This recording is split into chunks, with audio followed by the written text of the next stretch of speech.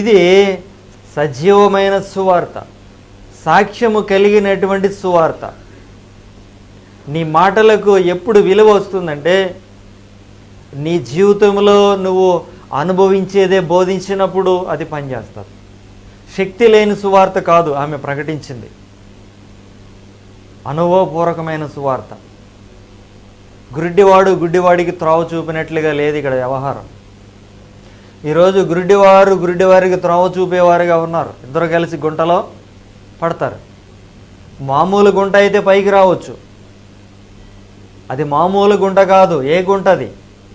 నరకం అనే గుంట. ఈ నరకం అనే గుంటలోంచి బయటికి రావడం అనేది అసాధ్యము. పాతాళం నోరు తెరుచుకుని చూస్తూ ఉంది ఈరోజు ఎవరిని మృంగుదామా అని. మీ విరోధి అయిన అపవాది గర్జించు సింహము వలె ఎవరిని మృంగుదుమా?